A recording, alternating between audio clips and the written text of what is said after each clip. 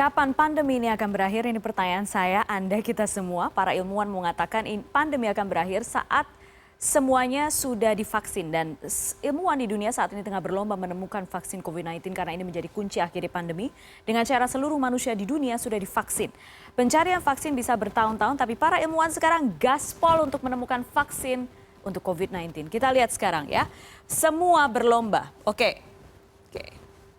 Berlomba temukan vaksin Corona. Kita lihat sampai di mana sebenarnya kita sekarang, dunia sekarang. Data dari World Health Organization, WHO, ada 138 kandidat vaksin sedang dalam uji praklinis. Uji praklinis ini diuji di laboratorium, disuntikan kepada hewan, biasanya tikus atau monyet. Bisa lolos, bisa gagal.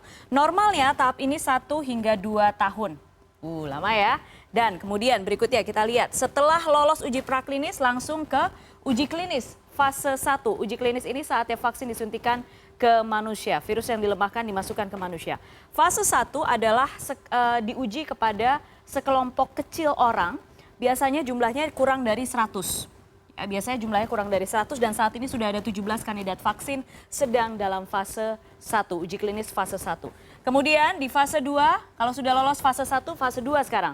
Fase 2 ada beberapa ratus sukarelawan, ada 9 kandidat vaksin sedang diuji di fase 2. Kemudian lolos fase 2 ke fase 3. Fase 3 saat ini sudah ada 4 kandidat vaksin menjalani fase 3 atau sedang akan menjalani fase 3.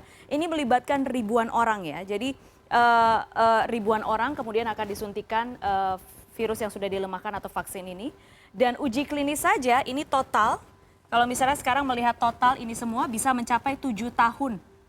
Oke?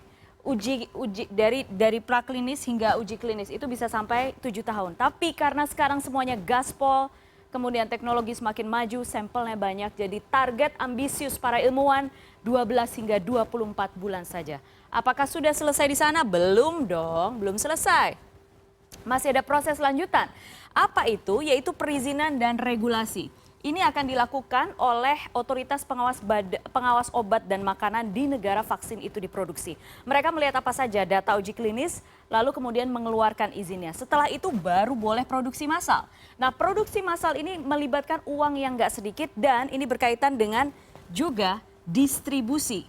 Oke, kalau kita bicara distribusi, ini berkaitan juga dengan apa ya? Berkaitan juga dengan lobby-lobby politik. Karena begini, kalau misalnya negara A memproduksi vaksin dan sekarang tengah terjadi pandemi, mereka akan fokus dulu untuk memberikan vaksin kepada seluruh warga negaranya, baru kemudian mau atau bersedia menjual. Karena sekali lagi produksinya sulit, produksinya mahal. Dan terakhir adalah kontrol kualitas setelah produksi massal, terakhir adalah kontrol kualitas. Kontrol kualitas ini tidak cuma hanya saat produksi, tapi juga ketika vaksin sudah disuntikan ke dalam tubuh manusia.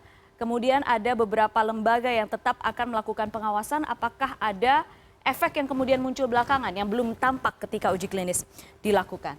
Nah, siapa saja sebenarnya sekarang yang sedang sudah dekat menemukan vaksin COVID-19? Di slide awal tadi ingat ada 4 kandidat yang sudah melakukan uji atau saat ini sedang fase 3 ya. Ini fase uji klinis yang paling terakhir. Jadi mereka semua ini sudah di fase 3 masing-masing sedang diuji oleh 4 perusahaan. Saya urutkan ini berdasarkan abjad ya. Kenapa semua, pertanyaan gini, kenapa semua berlomba-lomba temukan vaksin? Karena ini tidak cuma hanya soal menyelamatkan nyawa manusia, yang itu tentu saja penting, tapi juga soal pride sebuah negara ya. Kalau ketemu vaksin itu berarti hebat. Pride sebuah negara dan tentu saja perusahaan penemu vaksin akan cuan. Duitnya bakal banyak, bayangin kalau misalnya vaksin kemudian dipesan oleh seluruh dunia, miliaran kemudian jumlahnya, pasti duitnya bakal banyak. Oke, yang pertama adalah AstraZeneca di Inggris. AstraZeneca bekerja sama dengan Universitas Oxford. Mereka sedang menyiapkan uji klinis tahap 3 dan rencananya akan dilakukan di Amerika Serikat ya. Lalu berikutnya Moderna di Amerika Serikat base-nya. Akan mulai fase 3 27 Juli ya. Ini Moderna mulai 27 Juli. Oke. Dan mereka akan merekrut 30.000 orang relawan. Banyak ya, 30.000 orang relawan. Tidak semuanya akan diberikan vaksin, tapi kemudian ada juga yang disuntikan placebo untuk sebagai fungsi kontrol istilahnya. Berikutnya ada Sinovac. Di Tiongkok, Sinovac ini termasuk yang pertama melakukan uji eksplanatori vaksin. 28 Januari sudah mulai penelitian karena memang sekali lagi outbreak-nya juga berada di sana. Dan dalam waktu dekat akan menguji klinis, mereka akan menguji klinisnya di Brasil ya. Karena kita tahu Brasil kasusnya masih sangat tinggi dan mereka akan menguji klinis di Brasil. Kemudian yang terakhir adalah Sinopharm di Tiongkok. Sinopharm akan melakukan uji klinis tahap ketiganya bulan Juli dan melibatkan 15.000 orang di Arab Saudi. Menarik ya, di Arab Saudi. Oke, jadi pertanyaannya sekarang, ini dia pertanyaan kita semua. Kapan vaksin tersedia? Oke, kita lihat. Sekarang 2020 ya. Oke, sekarang 2020, 2021, 2022. 2020 kita ada di sini, bulan Juli ini pertengahan ya. Pertengahan idealnya setelah ada vaksin, tetap setelah vaksin approve nih, tetap ada pengujian hingga 12 sampai 18 bulan untuk memastikan dan antisipasi efek ya. Nah kemudian katakanlah ini 2020 sekarang, katakanlah proses berlangsung sampai 2021 awal gitu.